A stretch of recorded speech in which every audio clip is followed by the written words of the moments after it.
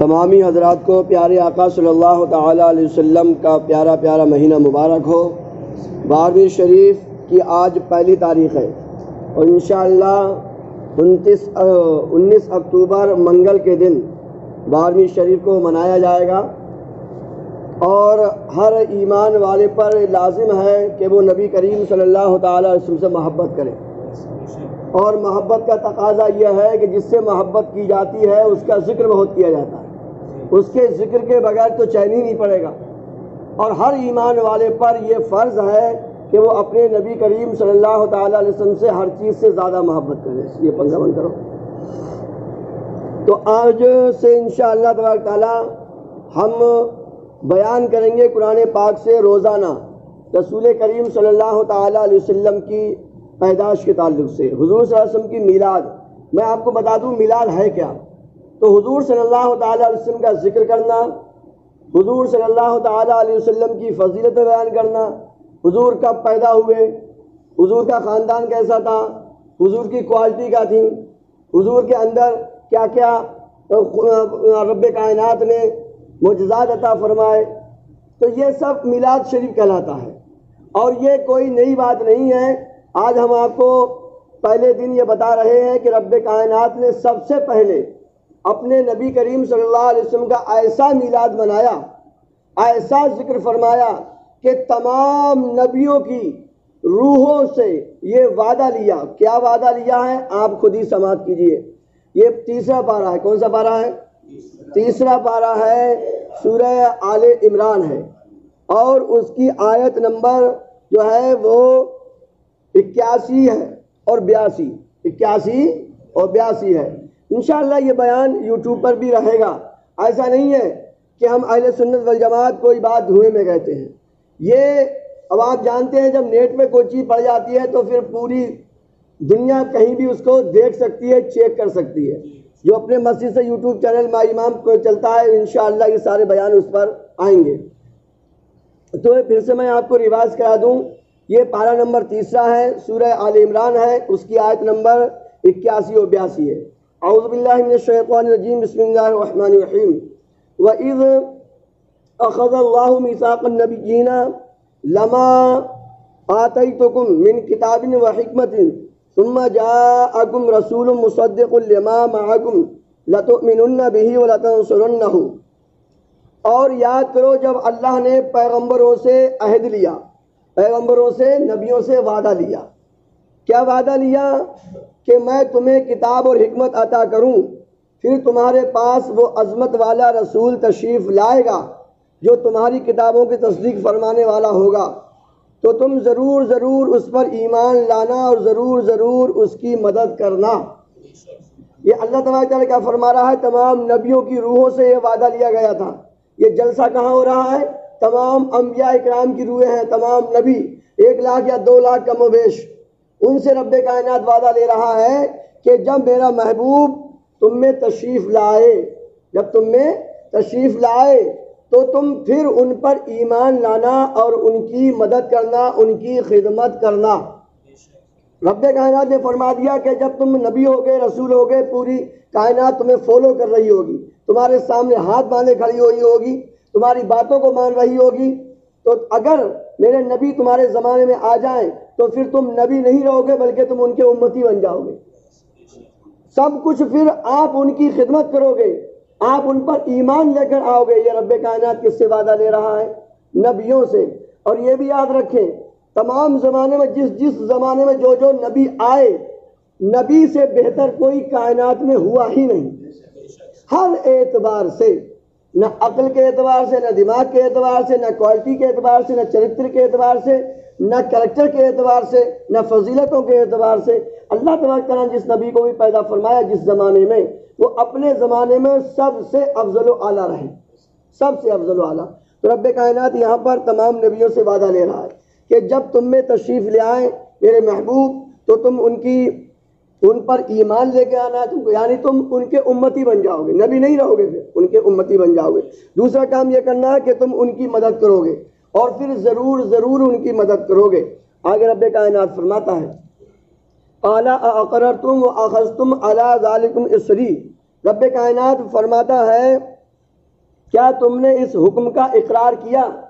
اللہ پاک فرما رہا ہے جو میں نے تم کو یہ آدیش دیا ہے، جو میں نے تم کو یہ آرڈر دیا ہے، اقررتم، کیا تم نے اس کو ایکسپٹ کر لیا؟ کیا تم نے اس کو قبول کر لیا؟ تو رب کائنات نے یہ فرمایا کیا تم نے اس کو قبول کر لیا؟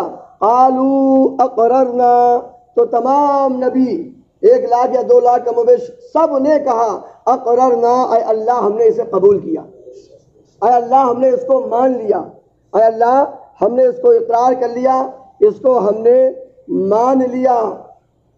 جب انہوں نے یہ سب نے کہہ دیا کہ ہم نے مان لیا، قال فاشهدوا، اللہ پاک فرما رہا ہے نبیوں سے پھر ایک دوسرے کے تم گواہ بن جاؤ، ایک دوسرے کے تم گواہ بن جاؤ۔ جتنے یہاں پہ جیسے میں کہوں اتنے لوگ یہاں بیٹھے ہیں، یہ ان کے ساتھ میں گواہ بن جائے، یہ ان کو دیکھ لیں، یہ ان کو دیکھ لیں، یہ ان کو دیکھ لیں، یہ ان کو دیکھ لیں۔ رب کائنات فرما رہا ہے کہ تم گواہ بن جاؤ ایک دوسرے پر۔ آپ یہ دیکھیے کتنا زیادہ رب کائنات زور دے رہا ہے۔ بھائی انبیاء کرام معصوم ہوتے ہیں، کیا ہوتے ہیں؟ معصوم ہوتے ہیں، وہ کوئی گناہ نہیں کر سکتے، وہ کوئی گناہ کر نہیں سکتے، گناہوں سے معصوم ہوتے ہیں۔ پھر بھی رب کائنات نے پہلے فرمایا اقررتم، کیا تم نے قبول کر لیا؟ پھر دوسری بار رب کائنات فرما رہا ایک دوسرے کو دیکھ لو، ایک دوسرے کو دیکھ لو۔ اور اس کے بعد بھی اتنا ہی کافی تھا۔ انبیاء کرام جو کہ معصوم ہوتے ہیں، کوئی گناہ کر نہیں سکتے، رب کائنات کی بات کو اگنور کر نہیں سکتے، اس کی بات کا النگھن کر نہیں سکتے، پھر بھی رب کائنات فرماتا ہے کہ ایک دوسرے کو دیکھ لو، ایک دوسرے پہ گواہ ہو جاؤ۔ اور اس سے بھی آگے کی بڑھ کے بات رب کائنات فرماتا ہے وَأَنَا مَعَكُم مِّنَ الشَّاهِدِينَ، اللہ فرماتا میں بھی اس گواہ ہوں۔ اللہ فرما رہا تم ایک دوسرے پہ گواہ تو ہو ہی ہو، میں خود بھی اس میں گواہ ہوں۔ اللہ اکبر۔ رب کائنات فرماتا ہے وَأَنَا مَعَكُم مِّنَ الشَّاهِدِينَ، اور میں بھی اس میں گواہ ہوں۔ اور آگے سنیے اس سے بھی بڑی بات، اس سے بھی بڑی بات فرماتا ہے فَمَا تَوَلَّى بَعْدَ ذَلِكَ، رب کائنات فرماتا ہے کہ اس کے فَأُولَٰئِكَ هُمُ الْفَاسِقُونَ، فَمَا تَوَلَّى بَعْدَ ذَلِكَ فَأُولَٰئِكَ هُمُ الْفَاسِقُونَ۔ اور رب کائنات فرماتا ہے پھر جو کوئی اس اقرار کے بعد روگردانی کرے گا تو وہی لوگ نافرمان ہوں گے۔ نبیوں سے رب کائنات یہ بات فرما رہا ہے، جبکہ وہاں نافرمانی ہو ہی نہیں سکتی ہے، وہاں نافرمانی ہو ہی نہیں سکتی ہے۔ اللہ پاک نے فرمایا جو پھر اگر یہ میری بات کو جو نہیں مانے گا، کس بات کو؟ کہ میرے محبوب کا ذکر کرتے رہنا ہے، میرے محبوب کا میلاد کرتے رہنا ہے، میرے محبوب تم میں آ جائیں تو تمہیں ان کی اطاعت و فرما برداری کرنا تم پر فرض ہو جائے گا، اور تمہیں ان کی مدد کرنا، ان کی خدمت کرنا کیا ہو جائے گا؟ فرض ہو جائے گا۔ اللہ تبارک تعالیٰ فرما رہا ہے اور جو کوئی اس کے بعد پھرے تو وہی لوگ فاسق ہیں، وہی لوگ نافرمان ہیں۔ اللہ اکبر۔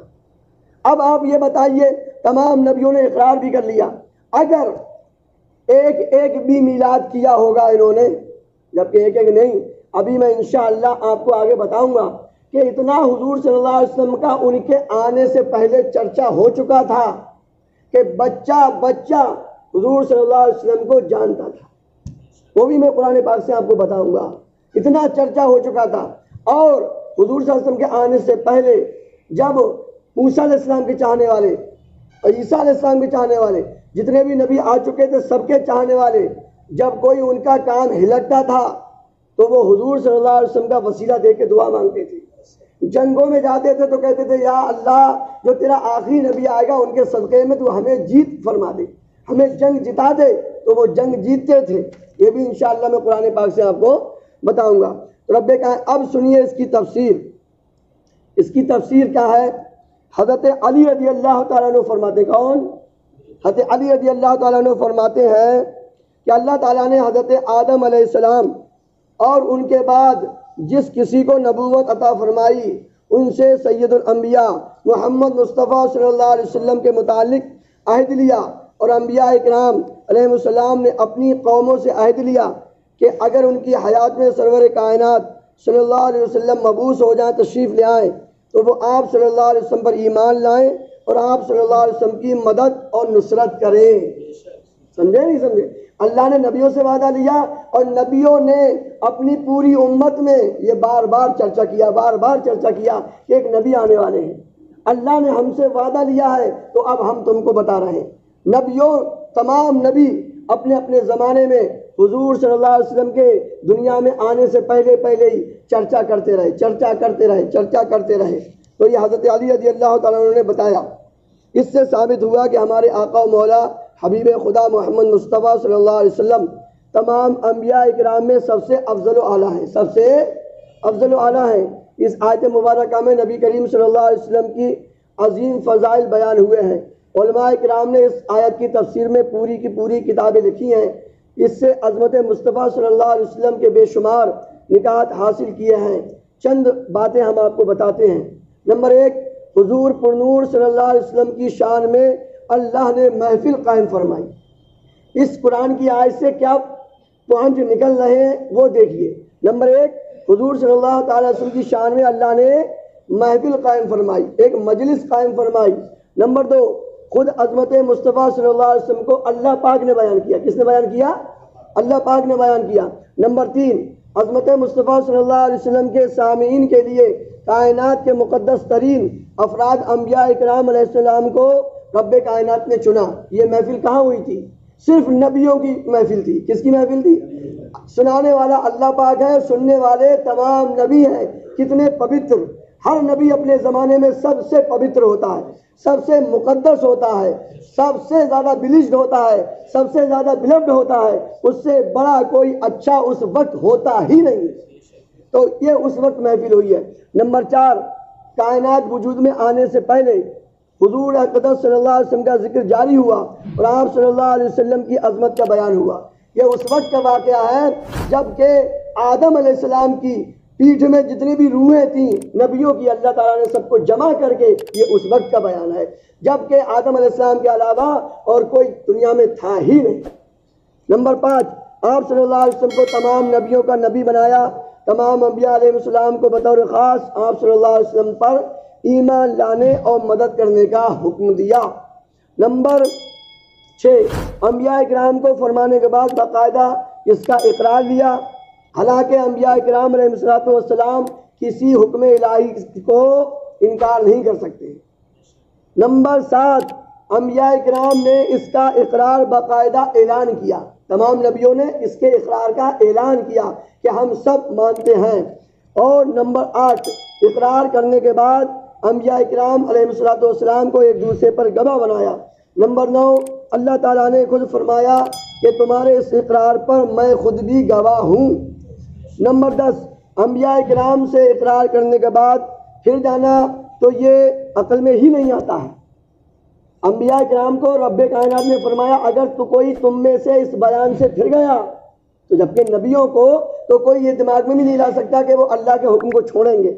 پھر بھی انبیاء اکرام سے اقرار کرنے کے بعد پھر جانا تو یہ عقل میں نہیں آتا ہے، لیکن پھر بھی اس اقرار کے بعد جو پھرے وہ نافرمانوں میں ہوگا۔